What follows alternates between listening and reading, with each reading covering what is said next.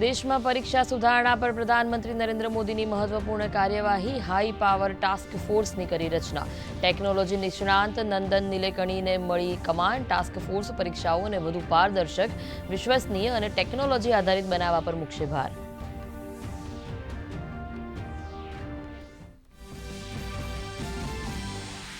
વિકસિત vibrant village કાર્યક્રમના સહભાગીઓ સાથે વિડીયો કોન્ફરન્સના માધ્યમથી પ્રધાનમંત્રી નરેન્દ્ર મોદીએ કર્યો સંવાદ કાર્યક્રમમાં ભારતીય સરહદને અડીને આવેલા 74 ગામ ફરીને પાછા ફરેલા 400 યુવાનોએ ઉત્તરાખંડ હિમાચલ લદ્દાખના જણાવ્યા અનુભવો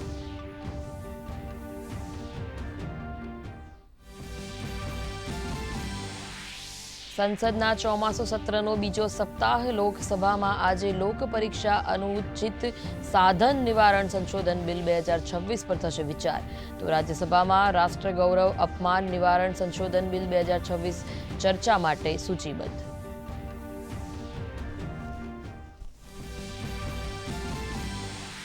આજથી દેશવ્યાપી કલામ કો સલામ અભિયાનની થશે શરૂઆત પૂર્વ રાષ્ટ્રપતિ ડોક્ટર એપીજે અબ્દુલ કલામની પુણ્યતિથિ પર ભાજપનું વિશેષ અભિયાન તમિલનાડુના રામેશ્વરથી થશે અભિયાનની શરૂઆત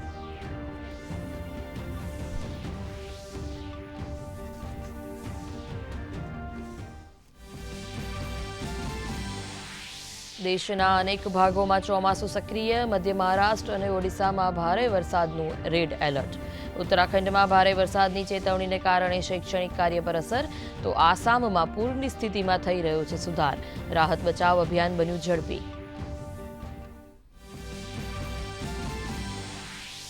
રાજ્યમાં છેલ્લા 24 કલાકમાં 137 તાલુકામાં નોંધાયો વરસાદ કપરાડા અમીરગઢ અને ડીસામાં નોંધપાત્ર વરસાદ આજે વહેલી સવારથી અનેક જિલ્લાઓમાં વરસાદની શરૂઆત અત્યાર સુધીનો સિઝનનો કુલ 53.67% વરસાદ 25 ડેમ 70% જ્યારે 14 ડેમ 100% ભરાયા આજે રાજ્યના કેટલાક જિલ્લાઓમાં વરસાદનું યલો એલર્ટ જાહેર 30 જુલાઈએ અતિભારે વરસાદની હવામાન વિભાગની આગાહી ઉત્તર ગુજરાતના વાવ થરાદ અને પાટણ જિલ્લામાં ભારે વરસાદ વડોદરા છોટાઉદેપુર ભરૂચ નર્મદા સુરત તાપી ડાંગ નવસારી અને વલસાડ જિલ્લામાં પણ ભારે વરસાદની આગાહી સતત 13 દિવસ હુમલા બાદ અમેરિકાએ ઈરાન પર રોક્યા હુમલા તો ઈરાને પણ કૂટનીતિક વાતચીત માટે અસ્થાયી રૂપથી રોક્યા હુમલા કાચા તેલની કિંમતમાં 5%થી વધુનો નોંધાયો કડાકો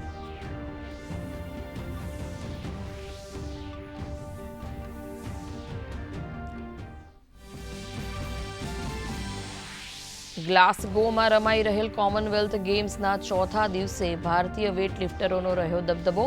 મીરાબાઈ ચાનુએ પ્રાપ્ત કરી સ્વર્ણિમ સફળતા તો રાજા મુથુ પાંડે અને રિષિકાંત સિંહે મેળવ્યા સિલ્વર મેડલ